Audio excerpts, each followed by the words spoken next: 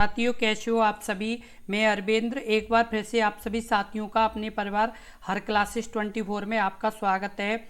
आज बात करेंगे यूपीएसआई का जो एग्ज़ाम होने वाला उसके लिए मूल विधि से संबंधित बहुत ही महत्वपूर्ण प्रश्नों के बारे में।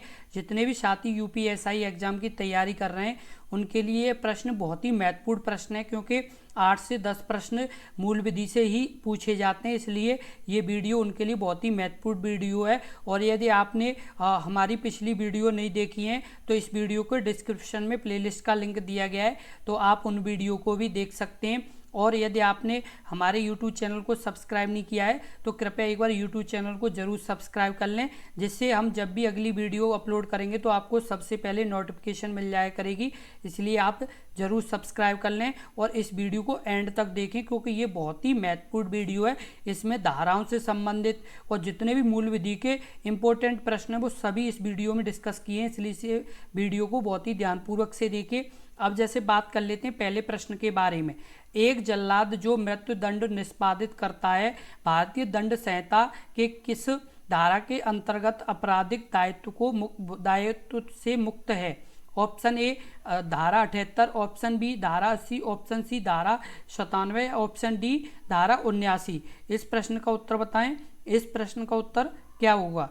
इस प्रश्न का जो उत्तर होगा वो होगा ऑप्शन ए धारा 78। धारा 78 जो भारतीय दंड संहिता की धारा 78 है, इसके अंतर्गत यदि एक जल्लाद जो मृत्युदंड निष्पादित करता है या आपराधिक दायित्व से मुक्त है, इस धारा के जो अनुसार न्यायालय के निर्णय या आदेश के अनुसरण में किसी यानी किया गया कार्य अपराध नहीं है। यानी एक फांसी की सजा सुनाई जाती है तो वो मतलब एक जल्लाद के द्वारा जैसे जो फांसी पर जैसे लटकाया जाता है तो वो किस धारा के अंतर्गत आता है? तो धारा 78 के अंतर्गत आता है। किसके अंतर्गत आता है? धारा 78 के अंतर्गत आता है। ये मतलब बहुत ही इम्पोर्टेंट प्रश्न है, क्योंकि इस तरह के प्रश्न लगातार एग्जाम में यूपीएसआई के में पूछे गए और अभी भी आने की संभावना रहेगी।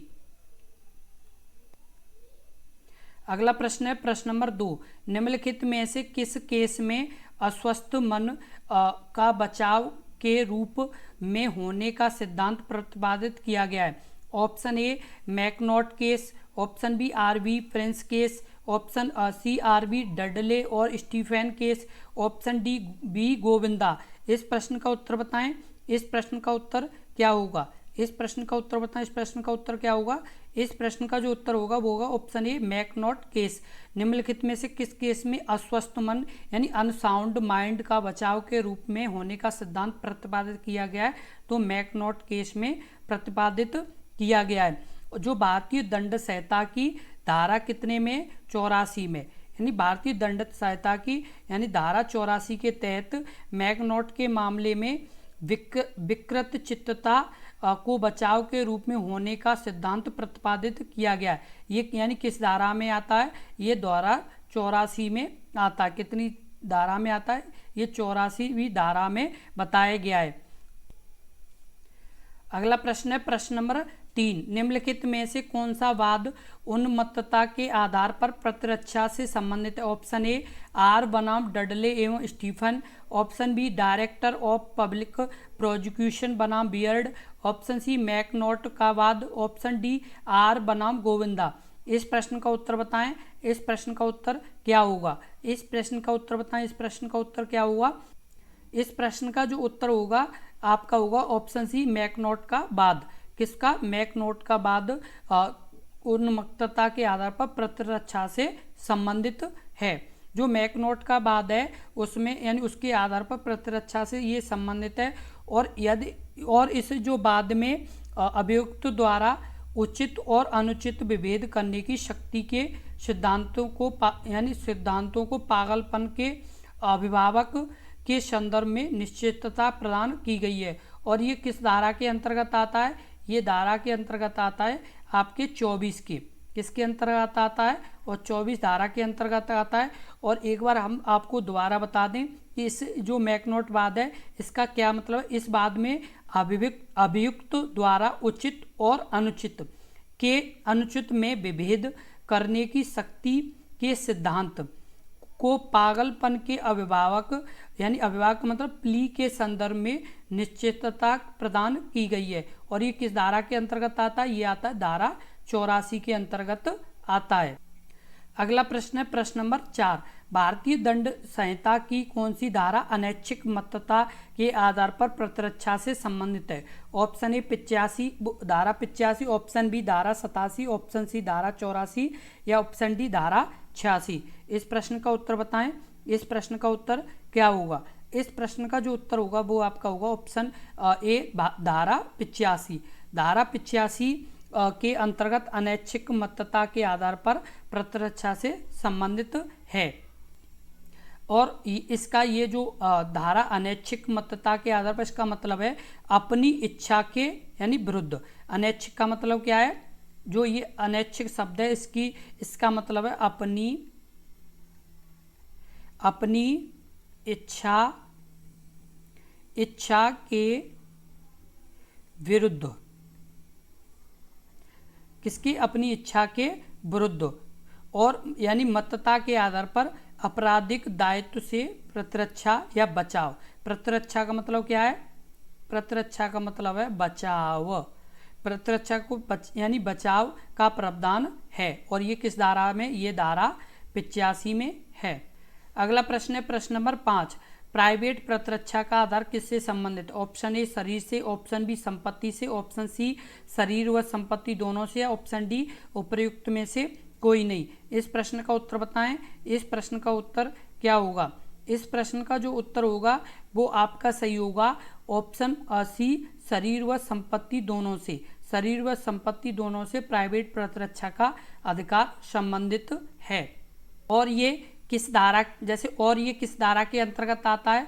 तो ये धारा 97 के अंतर्गत आता है। किस धारा के अंतर्गत आता है? ये धारा 97 के अंतर्गत आता है। भारतीय जो दंड संहिता है उसकी धारा 97 के अंतर्गत आता है। प्राइवेट प्रतिरक्षा का अधिकार शरीर एवं संपत्ति दोनों से संबंधित है। और ये किस धारा के अंतर्गत आता है? यानी धारा 97 के अंतर्गत आता है। अगला प्रश्न है प्रश्न नंबर 6, आत्मरक्षा का अधिकार है। ऑप्शन ए अपने शरीर के प्रति अपराध से प्रतिरक्षा, ऑप्शन बी दूसरे के शरीर की प्रतिरक्षा, ऑप्शन सी चोरी लूट आदि अपराध से प्रतिरक्षा या ऑप्शन डी उपयुक्त सभी। इस प्रश्न का उत्तर बताएं। इस प्रश्न का उत्तर क्या होगा? इस प्रश्न का उत्तर होगा ऑप्शन डी उपयुक्त सभी। उपयुक्त सभी का मतलब है अपने शरीर के प्रति अपराध से प्रतिरक्षा, दूसरे के शरीर की प्रतिरक्षा और चोरी लूट आदि अपराध से प्रतिरक्षा। ये आत्मरक्षा का यानी तीनों अधिकार हैं। और ये यानी धारा किसके अंतर्गत आते हैं? ये धारा आपके आते हैं 97 कितनी? धारा 97 के अंतर्गत, यानी 97 के अनुसार ही व्यक्ति को अधिकार है कि पहला मानव शरीर यानी जो अधिकार हैं ये मिले हैं, वो अधिकार किसके यानी अनुसार मिले? धारा 97 के अनुसार मिले हुए हैं। अगला प्रश्न है प्रश्न नंबर 7, निम्नलिखित में से किसका संबंध आत्मरक्षा के अधिकार से है? ऑप्शन ए जयदेव बनाम स्टेट, ऑप्शन बी राम रतन बनाम स्टेट, ऑप्शन सी गुलजार सिंह बनाम state, option D Rajesh Kumar बनाम धर्म। इस प्रश्न का उत्तर बताएं। इस प्रश्न का उत्तर क्या होगा? इस प्रश्न का उत्तर होगा आपका ऑप्शन ए जयदेव बनाम स्टेट। क्या होगा? ऑप्शन ए जयदेव क्या होगा? जयदेव बनाम स्टेट यानी आत्मरक्षा के अधिकार से संबंध है। और जो ये जयदेव बनाम स्टेट, जयदेव बनाम स्टेट ऑफ पंजाब, क्या जयदेव बनाम स्टेट ऑफ पंजाब 1963 में, कब? 1963 में सुप्रीम कोर्ट का संबंध है आत्मरक्षा के अधिकार से। यानी किसका संबंध है? जयदेव बनाम स्टेट ऑफ पंजाब 1963 में ये सुप्रीम कोर्ट के अधिकार से है। अगला प्रश्न है प्रश्न नंबर 8, राम गुस्से में श्याम को मारने का प्रयत्न करता है। श्याम को ऐसी स्थिति में प्राइवेट प्रतिरक्षा का अधिकार भारतीय दंड संहिता की किस धारा में होगा। अभी जैसे क्या है कि इसमें आपसे एक प्रश्न पूछा गया, क्योंकि इस तरह से भी आपसे प्रश्न पूछे जा सकते हैं। इसमें कहा गया है कि जैसे राम गुस्से में श्याम को मारने का प्रयत्न करता है। श्याम को ऐसी, यानी जो ये श्याम है, इसे ऐसी स्थिति में प्राइवेट प्रतिरक्षा का अधिकार भारतीय दंड संहिता की किस धारा में होगा। यानी जो श्याम की जो रक्षा है वो किस यानी धारा में यानी बताइए, यानी वो किस धारा के अंतर्गत अपनी यानी प्रतिरक्षा के लिए यानी कह सकता है, या मतलब अपनी प्रतिरक्षा जैसे मांग सकता है, और उसे मतलब किस भारतीय दंड संहिता की धारा से मिलेगा। तो इस प्रश्न का उत्तर क्या होगा। Option A 97, option B 100, option C 98, option D 96। इस प्रश्न का उत्तर क्या होगा। तो इस प्रश्न का जो उत्तर होगा वो होगा आपका ऑप्शन ए धारा 97। किसके अंतर्गत, धारा 97 के अंतर्गत, यानी जो भारतीय दंड संहिता की धारा 97 है, इसके अधीन मानव शरीर का प्रभाव डालने वाले किसी अपराध के विरुद्ध अपने शरीर और किसी अन्य यानी कोई और व्यक्ति के शरीर की प्रतिरक्षा का अधिकार है। अतः ऐसी स्थिति में यानी किसे, श्याम को ऐसी स्थिति में धारा 97 के अंतर्गत प्राइवेट प्रतिरक्षा का अधिकार उत्पन्न हो जाता है। क्योंकि आप यदि किसी व्यक्ति को जैसे मारने का प्रयत्न करते हैं तो वो व्यक्ति अपनी धारा 97 के यानी प्रयोग करके अपनी प्रतिरक्षा या अपनी रक्षा करने के लिए कानूनी सहायता ले सकता है। इस तरह से आप समझ सकते हैं, और इस तरह के भी प्रश्न आपके एग्जाम में पूछे जाएंगे आपका, क्योंकि यूपीएसआई का एग्जाम है। किसका एग्जाम है, यूपीएसआई का, तो उसका लेवल भी अच्छा ही रहेगा। ये चीज़ आप अपने माइंड में रखें कि ये कोई छोटा मोटा एग्ज़ाम नहीं है, एक अच्छा एग्ज़ाम है यूपीएसआई का, तो इसके लिए तैयारी भी उतनी ही अच्छी करनी पड़ेगी, और इस तरह के प्रश्न आपको कुछ न कुछ देखने को जरूर मिलेंगे।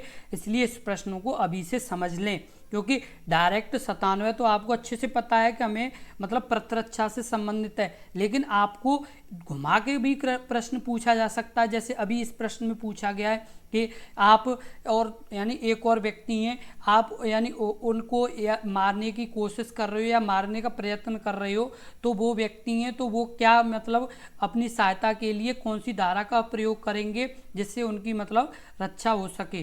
तो इसमें यानी आपको इस तरह से भी प्रश्न पूछा जा सकता है, क्योंकि आपको एक प्रश्न से कई प्रश्न बनाए जा सकते हैं। इसलिए पूरे वीडियो को ध्यानपूर्वक और अच्छे से बैठकर देखें, क्योंकि ये बहुत ही इम्पोर्टेंट प्रश्न है और इसी तरह के ही प्रश्न पूछे जाएंगे, क्योंकि ये पिछले एग्जाम में कई बार एग्जाम में पूछे गए प्रश्न हैं।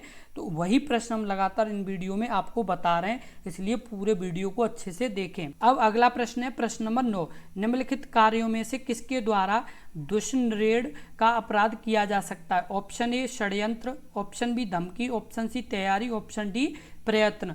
इस प्रश्न का उत्तर बताएं। इस प्रश्न का उत्तर क्या होगा। इस प्रश्न का उत्तर बताएं। इस प्रश्न का उत्तर क्या होगा। इस प्रश्न का जो उत्तर होगा वो आपका होगा ऑप्शन ए षड्यंत्र। निम्नलिखित कार्यों में से किसके द्वारा दुष्णरेड़ का अपराध किया जा सकता है। षड्यंत्र के द्वारा, यानी षड्यंत्र का मतलब है कि आप गुपचुप कोई प्लान बना के किसी के प्रति यानी कोई जैसे कार्रवाई कर दें या कोई भी मतलब गलत काम कर दें, तो वो क्या है, षड्यंत्र बोला जाता है, उसे ही षड्यंत्र कहते हैं। और ये यानी किस धारा के अंतर्गत आता है। धारा आपके लिए बहुत ही इम्पोर्टेंट है, आपको धारा को भी साथ के साथ पता चलना जरूरी है, क्योंकि क्वेश्चन के साथ साथ आपको धारा भी समझ में आनी चाहिए। और ये धारा किसके अंतर्गत आता है, धारा 107 के अंतर्गत आता है। किसके अंतर्गत, धारा 107 के अंतर्गत आता है। और इसमें कहा गया दुष्प्रेरण का अपराध यानी 3 तरीकों से किया जा सकता है। पहला जो तरीका है वो आपका है उकसावे द्वारा। किसके द्वारा, उकसावे द्वारा। और दूसरा तरीका है आपका, वो तरीका है आपका सहायता द्वारा, सहायता द्वारा। और तीसरा तरीका है वो आपका तरीका है, तीसरा तरीका षड्यंत्र। क्या है, षड्यंत्र द्वारा। किसके द्वारा? षड्यंत्र द्वारा भी यानी किया जा सकता है। कौन सा? दुष्प्रेरण का अपराध। अब जैसे उकसावा किस तरह से कि जैसे अभी कोई व्यक्ति है और आप मतलब उसे किसी तरह से परेशान कर रहे हैं या किसी तरह से मतलब उसे जैसे उकसा रहे हैं या उसके लिए मतलब वो लगातार यानी ये प्रयास कर रहे हैं कि वो मतलब अपना गलत काम करे या मतलब किसी व्यक्ति को वो हानि पहुंचाए, तो उसके लिए भी आपका यानी ये क्या होगा? दुष्प्रेरण का यानी अपराध होगा। उसके अलावा जैसे सहायता द्वारा कैसे? यदि कोई व्यक्ति यानी गलत काम करना चाहता है और आप उसकी सहायता कर रहे हैं तो ये भी क्या है कि यानी दुष्प्रेरण का अपराध है। तीसरा आपका षड्यंत्र मतलब किसी के प्रति गुपचुप यानी प्लान बनाना और वो मतलब उसे फांस लेना और उसके प्रति यानी गलत काम कर देना, ये भी ये क्या है? एक षड्यंत्र। ये 3 तरह के यानी आपके दुष्प्रेरण बताए गए और ये किस धारा में आते हैं? तो ये आपकी धारा 107 में इसके बारे में बताया गया कि ये 3 तरह के आपके दुष्प्रेरण हैं और ये तीनों ही बहुत ही महत्वपूर्ण हैं। अभी आपसे पूछ लिया जाए कि दुष्प्रेरण के द्वारा इनमें से कौन सा अपराध नहीं है, तो आपके 4 ऑप्शन दिए गए, एक गलत ऑप्शन दे दिया जाए जैसे तैयारी या कुछ भी धमकी या कुछ भी, तो उसमें से आपके 3 में से एक गलत होगा, 3 सही होंगे, तीनों ही ऑप्शन में होंगे।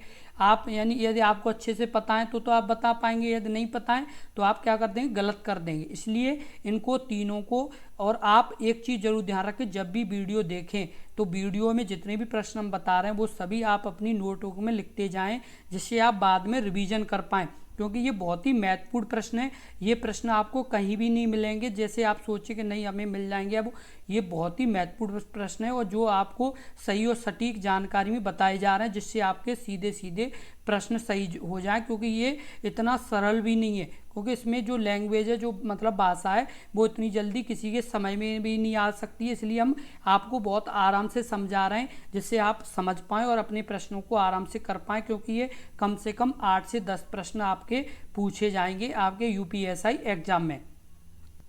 अगला प्रश्न है प्रश्न नंबर 10 आपका, जिन कार्यों के खिलाफ निजी प्रतिरक्षा का कोई अधिकार मौजूद नहीं है उनका उल्लेख के तहत किया गया। ऑप्शन ए भारतीय दंड संहिता की धारा 95, ऑप्शन बी भारतीय दंड संहिता की धारा 89, ऑप्शन सी भारतीय दंड संहिता की धारा 96, ऑप्शन डी भारतीय दंड संहिता की धारा 19। इस प्रश्न का उत्तर बताएं। इस प्रश्न का उत्तर क्या होगा? इस प्रश्न का उत्तर बताएं। इस प्रश्न का उत्तर क्या होगा?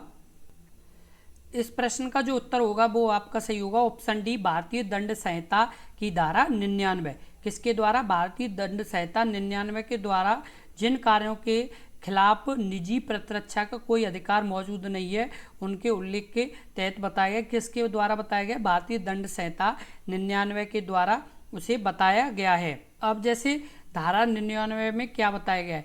ऐसे कार्य के संबंध में उपबंध करती है जिनके विरुद्ध प्राइवेट प्रतिरक्षा का मतलब आत्मरक्षा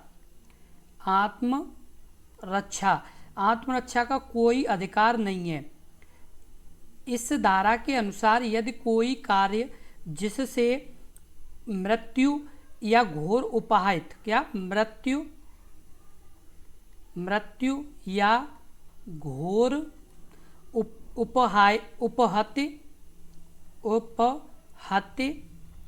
उपहत्य की आशंका युक्त रूप से कारित नहीं होती, सद्भाव पूर्वक अपने पदाभास में कार्य करते हुए लोक सेवक द्वारा किया जाता है या किया जाने का प्रयत्न किया जाता है। किसके द्वारा?